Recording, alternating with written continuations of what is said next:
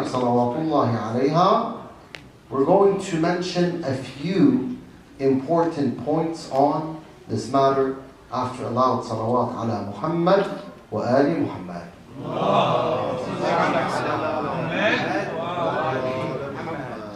One of the very important deeds that we can do to protect our societies in general and our youth specifically from suicide is to converse with our family members and especially our children and or younger siblings. Conversing with your family members, with your children, with your younger siblings is very important in this era.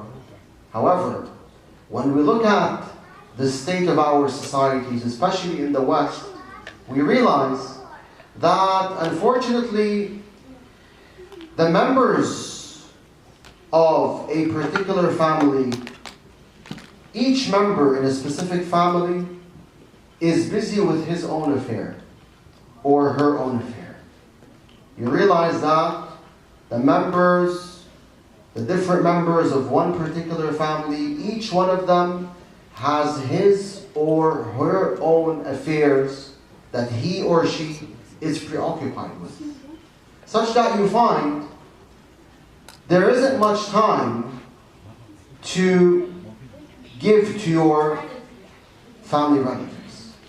You find that each one is busy with his own self, her own self, to the extent that there might not be much conversations taking place between the members of one family. And what adds to the problem is what? What adds to the problem is, if the family is united in a specific room, such as the living room, you realize that each member of the family is busy with his own affair due to certain devices, like the phone, or the TV, or the laptop. For example, you'll find one family sitting in the same room, but one member is busy with what? With his phone. He's texting his friends. Another member of the family is busy with what? Watching TV. A third member is busy with what? With his laptop. He's doing some research or watching a video, etc. These devices, unfortunately, sometimes cause us to be distracted from one another. Giving time to our family relatives, especially to our children, is extremely important, especially if we want to protect them from what? From disbelief or deviation or suicide. Why? Because unless you converse with them, unless you give them some time, unless you dedicate part of your time for your family members, especially your children or your younger siblings, you will not know what kind of thoughts are crossing their minds. You won't know. God forbid, that individual, your family relative, might be having suicidal thoughts, or might be going through immense problems in his life, might be having thoughts of disbelief. How will you know what kind of thoughts are crossing his mind? You need to do what? You need to give him the chance to speak. You need to converse with him. Unless you do that, you might not know what is actually happening in that individual's life. So giving time to our family relatives, especially to our children and our youth, is really important if we want to do what? If we want to protect them from deviation or suicide. Al-Imam al-Sadiq salawatullah wa salamu alayhi, believe it or not, mentioned this issue. The importance of what? The importance of speaking to your children. The Imam salawatullah wa salamu alayhi is narrated to have said, as you can find in the book Al-Kafi, بادروا أولادكم بالحديث قبل أن يسبقكم إليهم المرجئة. He is narrated to have said, speak to your children and teach them our narrations before the murajji'ah beat you to your children. Who are the murajji'ah? Al-Murajji'ah is a title referring to those who oppose Ahlul Bayt, salawatullah wa salamu alayhim. Those who did not follow the path of Ahlul Bayt were known as the Murajji'ah. Why? The Murajji'ah, the word Murajji'ah comes from the word tarji', which means ta'khir. They were called Murajji'ah because they favored certain individuals over Imam Ali salawatullah alayhi. So Al-Murajji'ah was a title used to refer to those who oppose Ahlul Bayt. But it was also used to refer to a particular Islamic sect who was misguided. An Islamic sect that believed belief is enough in order to be saved in the hereafter. Meaning, if one believes in the truth and utters the two testimonies, then he will be saved, even if he does not implement his belief by, for example, performing prayer or by fasting or doing other good deeds. And Imam salawatullah alayhi was concerned from al-Murajji'ah. And so he told his companions to do what? To speak to their children and to teach them the narrations of Ahlul Bayt salawatullah alayhim before al-Murajji'ah come forth and do what? Before al-Murajji'ah spoon feed the children of the Shia with their corrupted thoughts. Realize the Imam was concerned over what? Over this issue.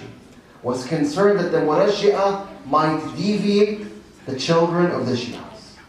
Today, we have plenty of misguided movements, plenty of corrupt movements trying to do what?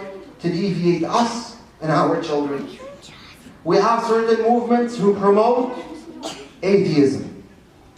We have other movements who promote suicide, as we said in the introduction. We have other movements who promote homosexuality. We have certain movements who promote liberalism. And the list goes on. We have plenty of movements trying to deviate us or our children. And so it's a must to do what?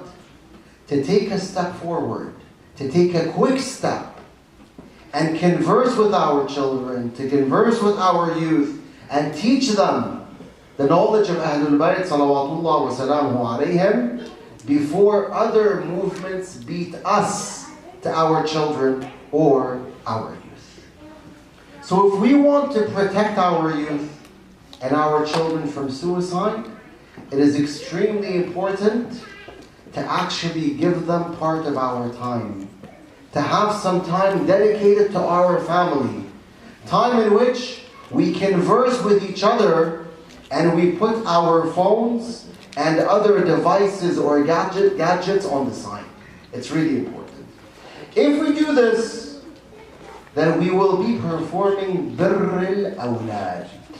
Birr al-awlad. You might ask, what is birr al-awlad? We've heard of what? Birr al-walidain. We have plenty of traditions from Ahlul Bayt salawatullah alayhim and Quranic verses, several Quranic verses, stressing on birr al-walidain, on treating our parents with care, kindness, and respect. It is extremely important to treat our parents with respect, with care, and kindness. But believe it or not, Ahlul Bayt also talked about birr al-awlad, which is what? Treating your children with care and kindness and respect. Such that you find Rasulullah sallallahu alayhi wa alihi saying, as you can find in the book Al-Kafi, رحم الله والدين أعانا ولدهما على برهما. Prophet says, may Allah bless the parents who help their child in what? In treating them well, in treating them with kindness and mercy. We said the child is expected to do what? To treat his parents with kindness, mercy, and respect. But the treatment that his parents show him have an effect on his treatment towards them. So the Prophet says what? He says, sallallahu alayhi wa sallam, may Allah bless the parents who help their child in treating them well. In treating them well and with kindness. Unfortunately, you have certain parents who believe that because they're parents, they have the right to mistreat the child. They have the right to oppress the child, insult him, and turn his or her life into a living hell, when that is not the case. Yes, the child is supposed to respect his parents, and he's not allowed to mistreat them, even if they mistreat him. That's a given. But the parents are also responsible of treating their child well. If they oppress their child, Allah Ta'ala will ask them. Allah will ask them about that deed. Allah Ta'ala will hold them accountable for that deed. Whereas, when the parent treats his child with respect, with love, with kindness, etc., that in itself will encourage the child to do what? It will encourage the child to treat the parent in a similar manner. To treat the parent in the same way. Hence the Prophet says, رحم الله والديني أعانا ولدهما على برهما. When the parent dedicates part of his time to converse with the child and to look into his problems, to look into what's worrying the child, what's upsetting him, that will be part of what? Part of birr al-awlad. Part of birr al-awlad. Yes, when we say that parents are supposed to treat their children well, they're supposed to respect them, they're not supposed to oppress them, we don't mean to say that the parent should accept anything the child chooses to do. That's also wrong. Sometimes the child chooses to commit a sin, or to deviate, or to become an apostate, or to disbelieve. In such cases, the parent is supposed to do what? To stand in the child's way, to stop him, to enjoin good and forbid evil. You have certain parents who will tell you, I love my child, and because I love him or her, I cannot stop him or her from doing what he or she wants. This is wrong. Islam tells you you're responsible. You as a parent have to enjoin good and forbid evil. If your child chooses to follow the wrong path, you have to oppose the child. Allah has said what? يَا أَيُّهَا الَّذِينَ آمَنُوا قُوا أَنفُسَكُمْ وَأَهْلِيكُمْ نَارًا. O you who believe, save yourselves and your families from what? From a fire, meaning hellfire. وَقُودُهَا النَّاسِ وَالْحِجَارَةِ. Humans and rocks are the fuel of that fire, Al-Quran Al-Karim says. The question is, how do we save our families? I can save myself by believing and doing good deeds. How can I save my family members? Rasulullah and Ahlul Bayt tell us, you save them by enjoining good and forbidding evil. By telling them to do the right deeds and to avoid the evil deeds. The deeds that displease Allah subhanahu wa ta'ala. So performing birr al-awlad is necessary, just as performing birr al-walidain is necessary. One might say, what does this have to do with suicide? I'll tell you what it has to do with suicide. I'll tell you. Unfortunately, sometimes the parents mistreat their child to the point they turn his or her life into a living hell. And as a result, the child sees that there is no way out of his misery other than suicide, God forbid. And at a certain point, he chooses to end his life. Here, when this happens, the parent or the parents should know they will be held accountable by Allah subhanahu wa ta'ala for that specific deed. I'm not saying the child won't be responsible. He will be responsible as well, because suicide is not a solution. People, in many cases, commit suicide because they imagine it is the solution to their problems. They imagine that suicide is the solution to their misery, but it's not. It only adds to the problem. You're living in misery. You're living in anxiety, for example, or depression. And you think that by ending your life, you will be entering a state of salvation. Wrong. You're only making the problem bigger. Because when one commits suicide, as the Quran says, what happens? Allah places him where? In hellfire. Imam al-Sadiq says, salawatullah alayhi, the person who commits suicide will dwell in hellfire for eternity. What do we find in hellfire? You find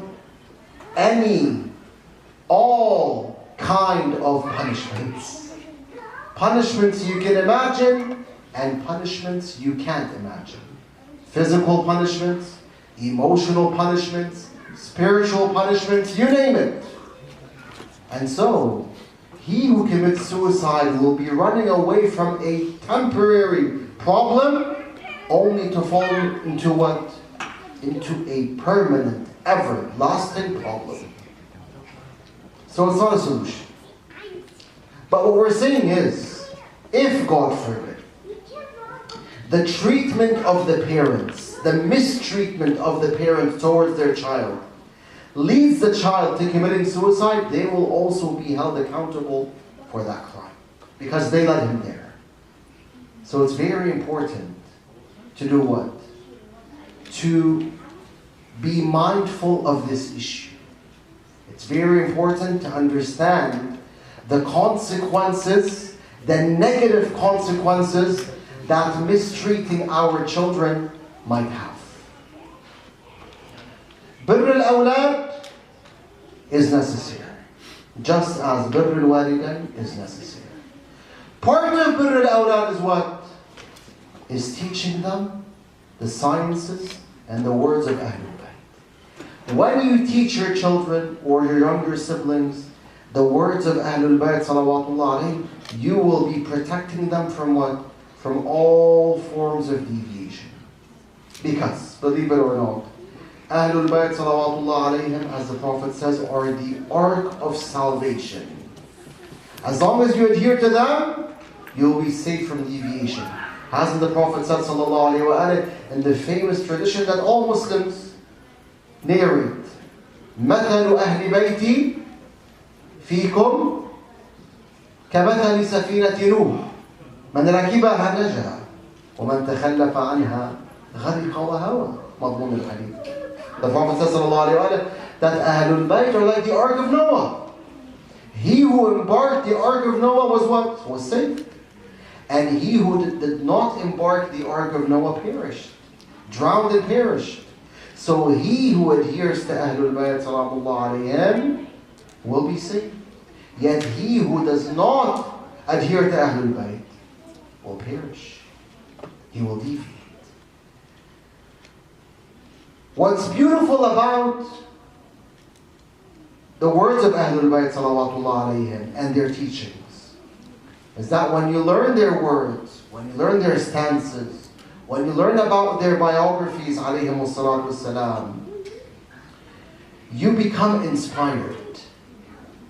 Especially when you learn about the tragedies that befell them and how they practiced patience even though their tragedies were unbelievable, unique tragedies.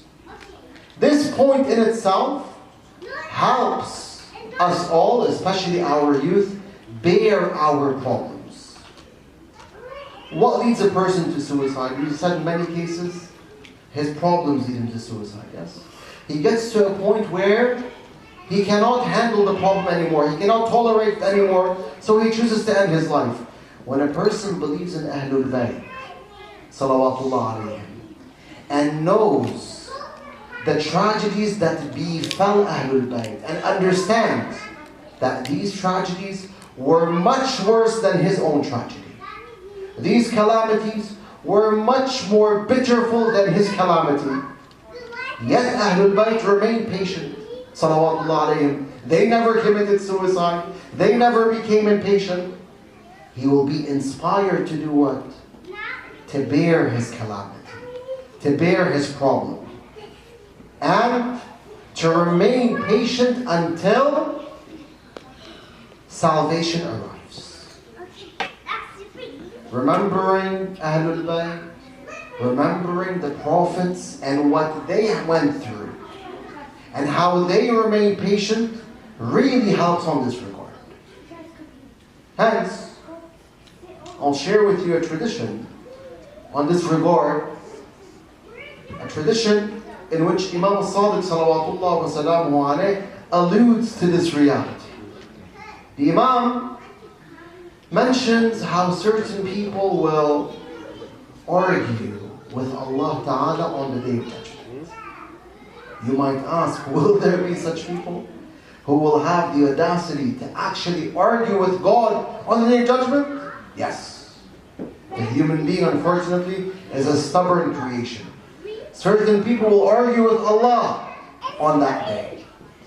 The Imam says, you can find a tradition in Al-Kafi. He says, on the Day of Judgment, a beautiful lady will be brought forth. This beautiful lady will have committed sin. Will have committed sins.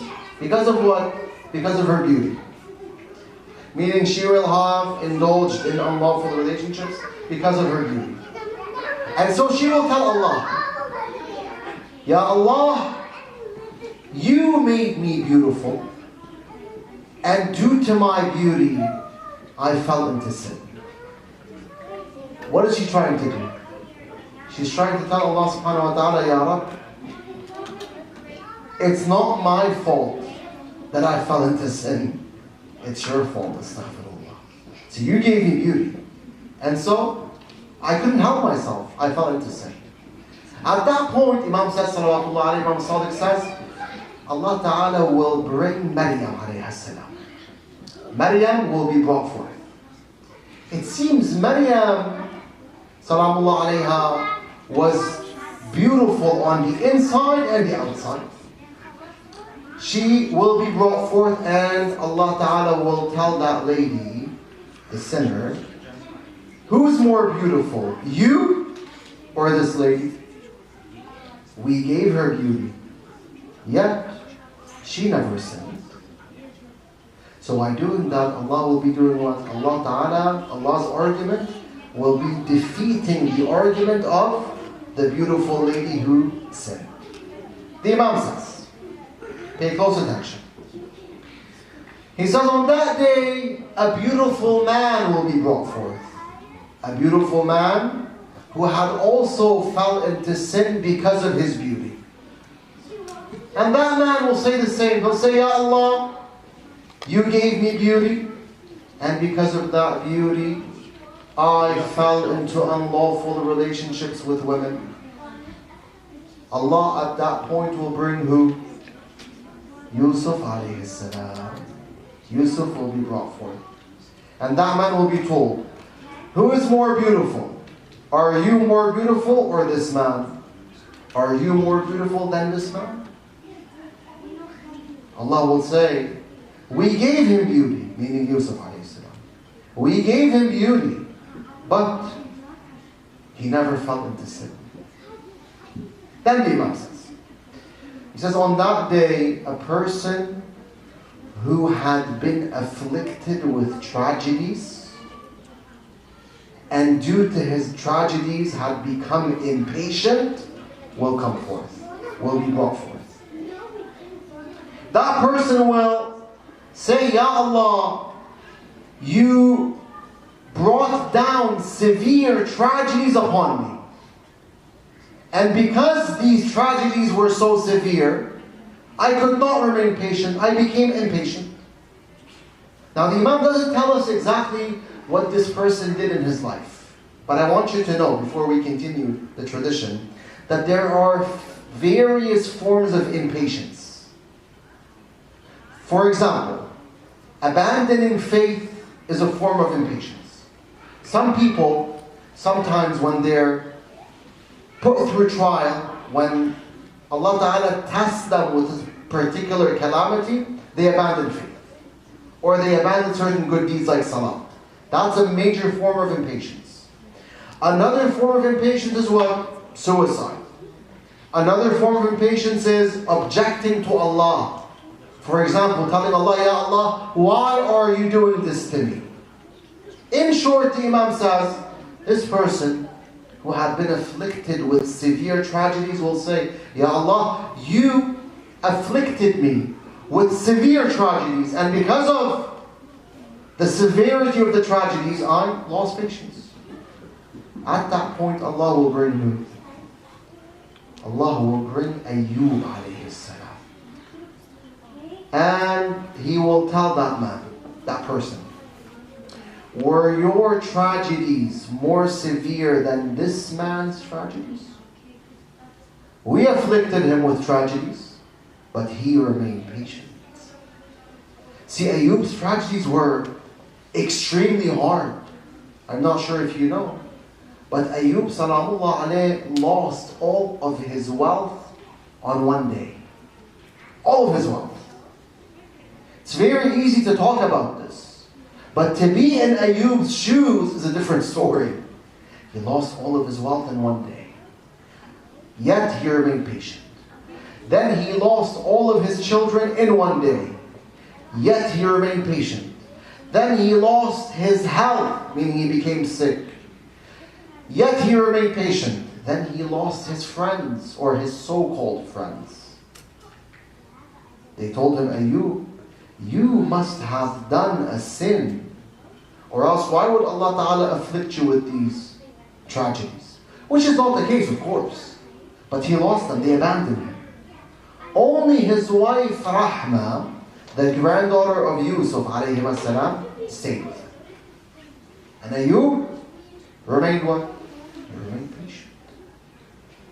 So Allah Ta'ala uses Ayyub salamullah alayhi and Ayyub's patience against those who are afflicted with calamities and become impatient.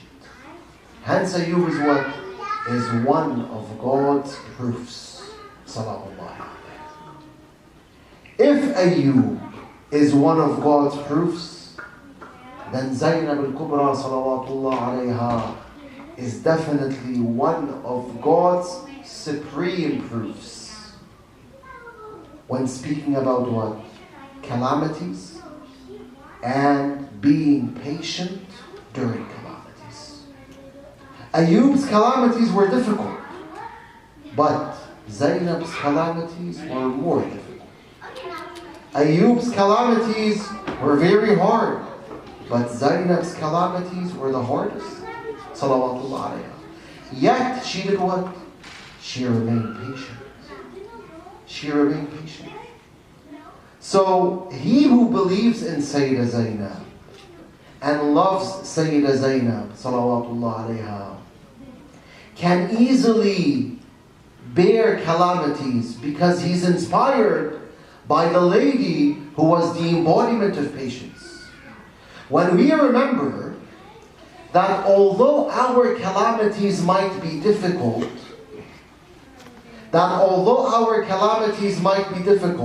yet the calamities of Sayyida Zainab were more difficult, and even then she remained patient, that in itself will help us what? Remain patient. When we remember the stances of Sayyida Zainab alayha salatu wasalam and her ultimate resilience, that in itself will help us avoid suicide. God forbid. Look at Sayyida Zainab. Although she went through the worst tragedy, the worst calamity, a calamity that shook the universe, a calamity that caused everything in existence to cry for Abu Abdullah salawatullah alayh, as the traditions of Ahlul Bayt mention. The traditions mention even the fish in the sea cried for the Imam. To Muhammad al-Mustafa, to Ali al-Murtada, to Fatima al-Zahra, Salamullah alayhi. On day 11, she places her hands under the body of Imam al-Hussein when the enemies take the women of Ahlul Bayt into captivity, and they take them by the bodies of the martyrs. Sayyida Zainab places her hands under the body of the Imam. She lifts him to the sky and says, "What ilahi taqabbal minna hadha al-qurban." My God, accept this offering from us. Accept this sacrifice from us, Ya Allah. Her faith was not shaken at all, even though she went through the hardest and most bitterful calamity.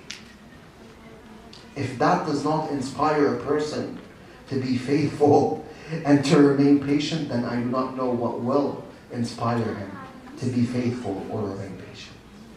When asked on day 12 of Muharram by Ibn Ziyad la'anahullah, how did you find Allah's treatment towards your family members? She said what? مَا رَأَيْتُ إِلَّا جَمِيلًا. I saw nothing but beauty. See, he was asking her about Allah's treatment. She's telling him Allah Ta'ala did not afflict us with any injustice. Everything that stems from Allah Ta'ala is beautiful. That is Zainab. Salawatullah wa salamuhu alayha.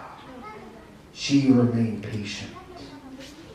Yes, she did cry for Abu Abdullah. Crying for the Imam does not contradict patience. She did grieve for Abu Abdullah al-Hussein alayhi salam. After his martyrdom, Sayyida Zainab remained in a state of grief up until the last day of her life. It is mentioned in the book Zainab min al-Mahdi ila al-Lahad, Zainab from the cradle to the grave, that when she returned to Medina, Zainab would hold mourning gatherings for Imam al-Hussein, what we call Mujlis. Women would enter upon Lady Zainab and she would inform them of what happened in Karbala. You could imagine how heartbreaking those majalis were when Zainab herself was the speaker. Salawatullah alayha. Zainab herself was the reciter. She would tell them what happened in Karbala, and so the women would leave those gatherings as their eyes were red, meaning they would cry abundantly to the point their eyes would become red. Zainab remained in Medina, mourning Abu Abdullah alayhi salam, until Yazid forced her to leave Medina. Why? He was worried. Zainab's presence in Medina worried him. He was worried maybe Zainab will cause a revolution against Bani Umayyah, so we had to take her out. Where did she go? Some scholars say she went to Egypt and died in Egypt. Others say she went to Sham, and she resided in one of the lands of Abdullah ibn Ja'far, her husband. Salawatullah alayhi. Abdullah was a wealthy man. He had different pieces of land, and so she went to Sham and resided in one of the lands of Abdullah ibn Ja'far in a village called Rawiya. It is said on her last day in this world, when she was in Rawiya, Lady Zainab was sitting down, gazing at a tree. As she was gazing at the tree, she began remembering what happened to Imam al-Hussein salawatullah wa salamu alayhi, and how his head was placed on a tree in different parts of the journey towards Sham. She remembered what happened to that blessed head, and so she began crying as she was remembering the tragedies of Imam al-Hussein صلوات الله وسلامه عليه. I say سيدتي يا زينب صلوات الله عليك. What did you remember at that point? What calamities did you remember? Did you remember how you stood on the hill known as Al-Hussaineya in Karbala and you called Abu Abdullah salawatullah alayhi? If we can just dim the lights a little bit and add some echo, jazakumullahu khairan. Sayyidati ya Zainab, did you remember how you stood on the hill in Karbala called Al-Hussaineya, calling Abu Abdullah as he was lying on the plains of Karbala, Yabna Ummi ya Hussein, Habibi ya Hussein, Yabna Ummi ya Hussein, Habibi ya Hussein, oh brother, oh Hussein, my beloved Hussein, أخي إن كنت حيا فأدركنا فهذه الخيل قد هجمت علينا. Brother Hussein, if you are alive, then come to our rescue, for the horsemen have attacked us. وإن كنت ميتا فأمرنا وأمرك إلى الله. However, if you are dead, then your affair and our affairs in the hands of Allah. I say, oh Lady Zainab, did you remember when the horse of Imam Al-Hussein salawatullah alayhi made its way back to the camp, neighing loudly, warning the family that Abu Abdullah was on the brink of martyrdom? This is definitely one of the most bitterful calamities of Karbala. Zainab and the daughters of Rasulullah salawatullah alayhim were waiting in the Husseini camp. All of a sudden, they hear the horse of the Imam neighing. And so it is said Zainab turns to Sukaina and tells her to come out of the tent so she can welcome Abu Abdullah. Ajarakumullah. Sukaina comes out of the tent only to see the horse of Hussein without Abu Abdullah. She sees the saddle twisted. She sees the blood of the Imam on the horse's head. Yet Hussein is nowhere to be found. At that moment, Sukaina slaps her face and says, Amma Zainab, Amma Zainab, laqad qutila Allah walidi. Oh, Zainab, I swear by Allah, my father has been killed. Oh, I do not know what Lady Zainab felt at that moment. The tradition says Zainab and the daughters of Rasulullah came out of the tent. They saw the horse of the Imam, yet Hussein is nowhere to be found. The poet says Zainab addresses the horse as if she tells him, Ya Muhar Hussein, Ya Muhar Hussein, وين حسين قلي يا مهر حسين أنا بعد حسين وين أولي أشوفك جيتني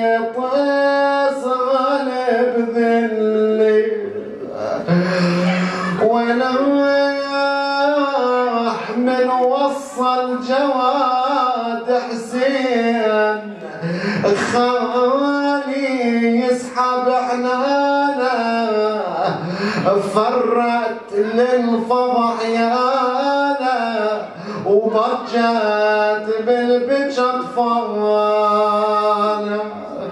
وزينب وقفت حذانا تقل له يا جواد حسين وين الصراع ملفانا،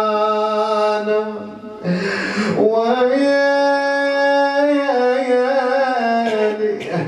طلعت تسحب الأبيان وجيها على الهامة تحوم وقاصد الحومة، وظلت خارج خيامة وراها محجة الزهراء طلعت تتصارخ يتامى تقل المهور دليني، تقل المهور دليني لاخويا حسين وديني، انشد النغم خليني بذمة من وهاي الخيل زحفت صوب صوانا. بعد ماذا فعلت أيها الشاعر؟ صاحت يا رسول الله، جعلت تشكو إلى جدها، صاحت يا رسول الله عزيزك بالثرى معفر، يا جدي وزع وجسمه وبناتك بين هالعسكر، وطبات حومة الميدان بين الجثث تتعثر، صارت تشق الجيوش، تشق الجيش، تشق صفوف الجيش لتصل إلى الحسين. همها أن تصل إلى أبي عبد الله قبل أن يصل إليه الشمر. والله طبت حومة الميدان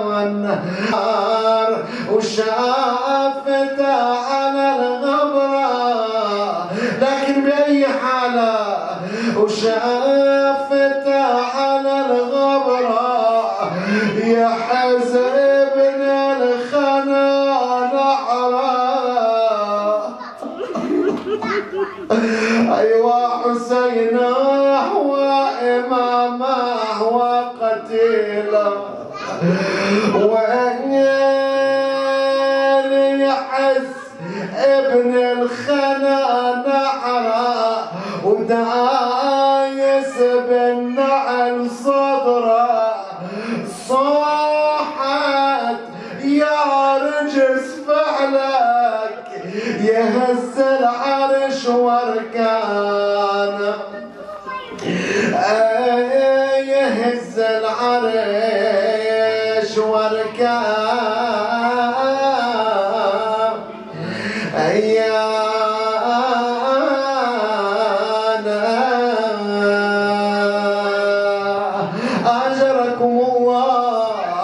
واستمرت مولاتنا زينب ببكائها. زينب صلوات الله عليها kept on crying as she was remembering the tragedies of Karbala, until Zainab fell unconscious. She stopped crying.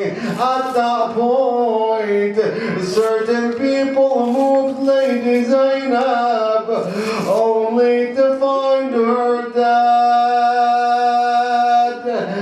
غشي عليها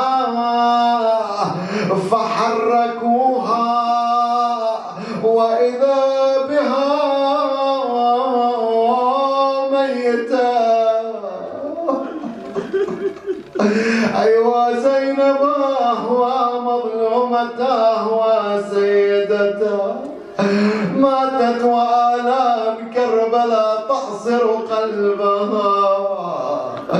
لذا يقول الشاعر ماتت وما ماتت عقيلة هاشم، ماتت وما ماتت عقيلة هاشم، فلها الوجود من المهيمن مهب، دعها تنعم في الجنان لعله يرتاح منها اليوم قلب متعب، يرتاح منها اليوم قلب متعب. لا حول ولا قوة إلا بالله العلي العظيم. وسيعلم الذين ظلموا أي منقلب ينقلبون. توجهوا إلى الله تعالى. اللهم إنا نسألك وندعوك بأحب الخلق إليك محمد وعلي وفاطمة والحسن والحسين وتسعة المعصومين من ذرية الحسين، فرج عنا يا الله.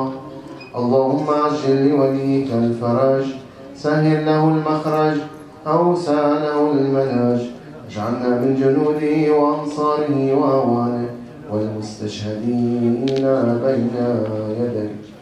اللهم ارحمنا رحمة لا تعذبنا بعدها أبدا في الدنيا والآخرة. اللهم اغفر لنا ذنوبنا واستر عيوبنا واقضي حوائجنا يا كريم. من كانت له حاجة إلى الله فليسألها فإنها تقضى. اللهم بحق مولاتنا وقدوتنا زينب صلوات الله عليها اقضي حاجة كل محتاج، لا سيما حوائج الحاضرين ومن سألني الدعاء يا رب العالمين. اللهم اشف وعافي جميع المرضى بحق مريض كربلاء زين العابدين صلوات الله عليه. اللهم ارحم أمواتنا وأموات المؤمنين والمؤمنات، لا سيما المنسيين الذين لا يذكرهم ذاكر، والشهداء العظام والعلماء الكرام، إلى أرواحهم جميعا وإلى أرواح أمواتكم وإلى أرواح والدي وأخي وحبيبي الحسين. نبعث ثواب مجلسنا هذا وثواب الفاتحة تسبقها صلاة على محمد وآل محمد.